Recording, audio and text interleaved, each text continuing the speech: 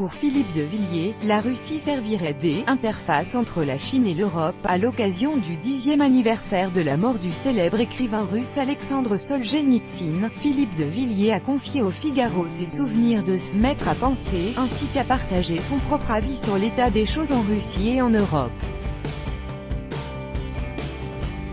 Dans son entretien au Figaro accordé à l'occasion du 10e anniversaire de la mort de l'écrivain russe Alexandre Solzhenitsyn, le fondateur du Puy du Fou Philippe de Villiers se souvient de cet homme de haute culture et donne aussi son sentiment à l'égard de l'Occident, de la Russie et de son président. Selon Philippe de Villiers, jusqu'à la chute du mur de Berlin, le 9 novembre 1989, les dissidents dérangeaient l'ordre soviétique à l'Est, et l'OTAN s'identifiait au monde libre. Depuis lors, la situation a considérablement évolué. Désormais, la Russie est libérée de toute idéologie révolutionnaire. Elle est un monde libre. Et, sous beaucoup d'aspects, l'Occident s'est mué, affaissé en un monde asservi.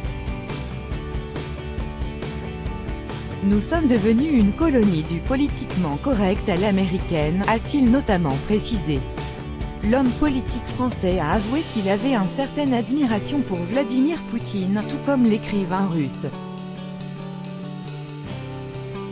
D'après M.de, cela est lié à une restauration civique, culturelle et spirituelle du président russe ainsi qu'à sa vision du monde.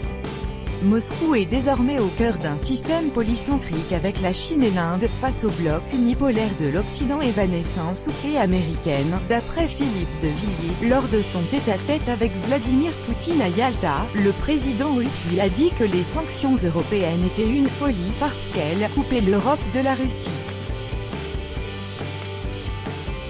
Nous avons changé d'époque. L'avenir de l'Europe ne doit plus s'écrire sur le continent américain.